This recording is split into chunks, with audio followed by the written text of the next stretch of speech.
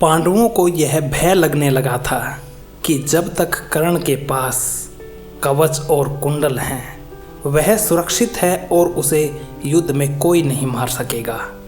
इसलिए भगवान ने अर्जुन के देवपिता इंद्र से कहा कि किसी प्रकार कर्ण के शरीर से कवच कुंडल अलग कर दो। किंतु इंद्र यह काम कैसे करता?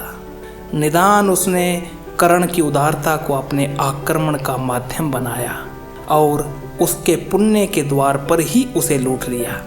कर्ण अपने समय का अप्रतिम दानवीर था। वह नित्य प्रति 1 पहर तक सूर्य की पूजा करता था और उस समय याचक उससे जो मांगते कर्ण खुशी खुशी दे देता था। इंद्र स्थिति का लाभ उठाकर उससे कवच और कुंडल का दान मांगने आया। सूर्य देव इससे पहले कर्ण को सावधान कर चुके थे कि आज इंद्र ब्राह्मण का रूप धरकर तुमसे कवच कुंडल मांगने आएगा, तुम देना नहीं। किंतु इस चेतावनी का कोई परिणाम नहीं निकला।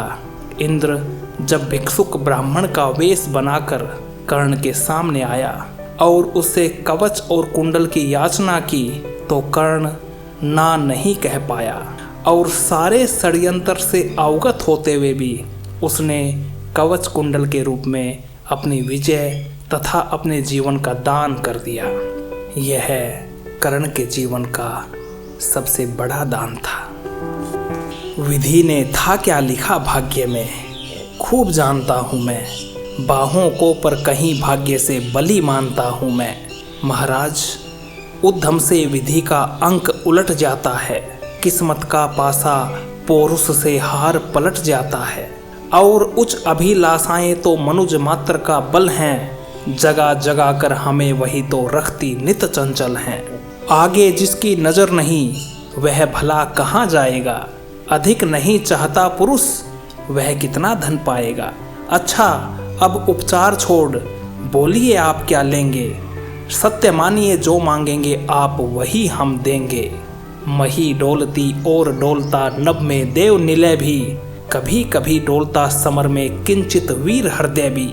डोले मूल अचल पर्वत का या डोले ध्रुव तारा, सब डोलें पर नहीं डोल सकता है वचन हमारा। भली भांति कसकर दाता को बोला नीच भिखारी, धन्य धन्य राधे दान के अति अमोघ व्रतधारी। ऐसा है औदार्य तभी तो कहता प्रति याचक है, महाराज का वचन सदा सर्वत्र क्रियावाचक है। मैं सब कुछ पा गया प्राप्त कर वचन आपके मुख से, अब तो मैं कुछ लिए बिना भी जा सकता हूँ सुख से। क्योंकि मांगना है जो कुछ उसको कहते डरता हूँ और साथ ही एक दुविधा का भी अनुभव करता हूँ। कहीं आप दे सके नहीं जो कुछ मैं धन मांगूंगा, मैं तो भला किसी विधि अपनी अभिलाषा त्यागूंगा, किंतु आपकी कीर्ति चांदनी फीकी हो जाएगी। निष्कलंक वधू कहाँ दूसरा फिर वसुधा पाएगी। है सुकर्म क्या संकट में डालना मनस्वी नर को, प्रण से डिगा आपको दूंगा क्या उत्तर जग भर को।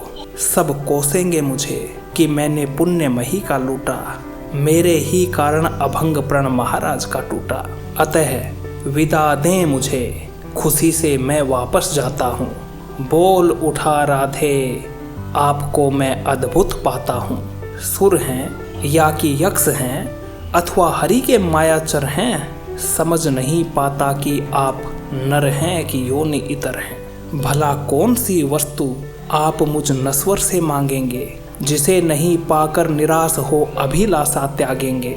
गो धरती धन धाम वस्तु जितनी चाहे दिलवा दूं, इच्छा हो तो शीश काट कर पद पर यहीं चढ़ा दूं।